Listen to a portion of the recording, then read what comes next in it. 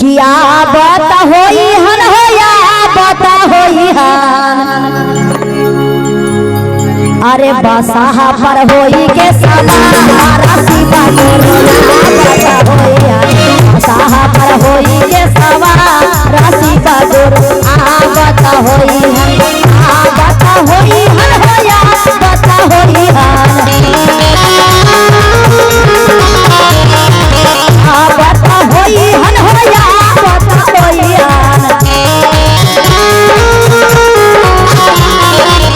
बसाहा पर होई के सवार सीता गोरोया बता होई हन बसाहा पर होई के सवार सीता गोरोया बता होई हन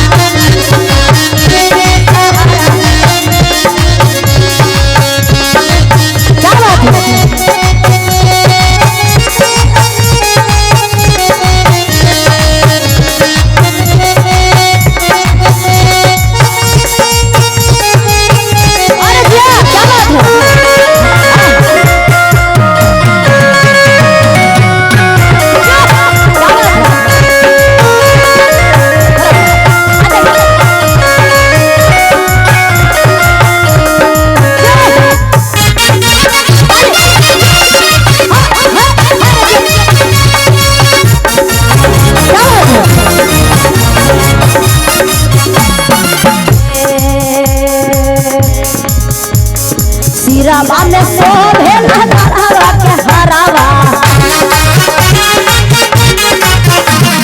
सिरावा में शोभे बड़े बड़े जटावा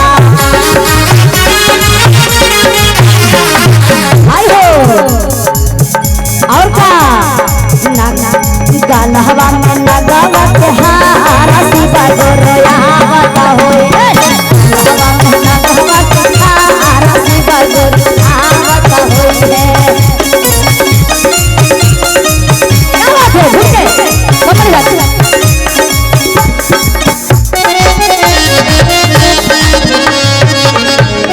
अरे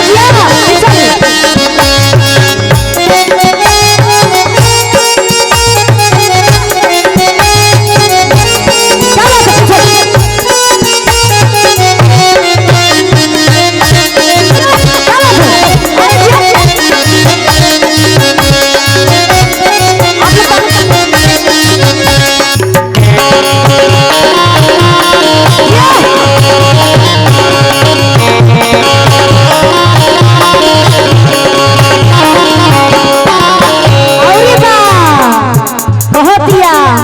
यही भाव बा और हमारे बाबा भोलेनाथ के देखी सच्चे दिल से मानते हैं ना जी बाबा भोलेनाथ की पूजा करते हैं ना कुमार ही से की शादीशुदा होला है ना आई आज जो हमारे बाबा के दीवानी है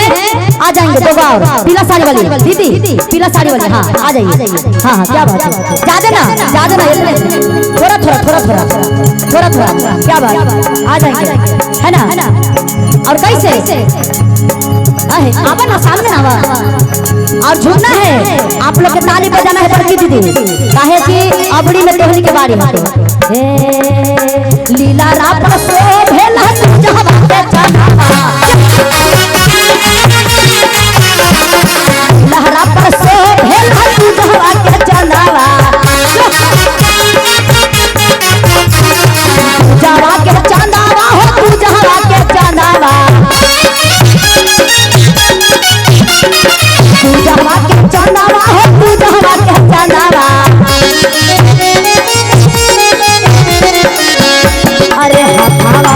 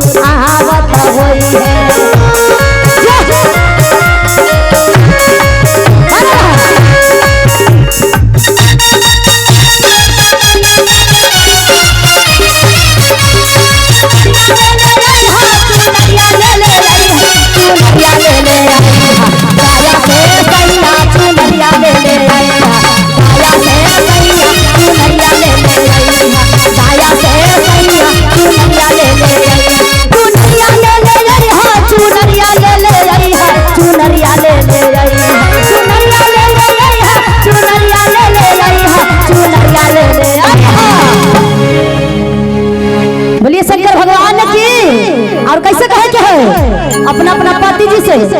कि गाया से सैया चुनरिया ले ले आएगा, गाया से सैया चुनरिया ले ले आएगा, गाया से सैया चुनरिया ले ले आएगा, गाया से सैया चुनरिया ले ले आएगा, गाया से सैया चुनरिया ले ले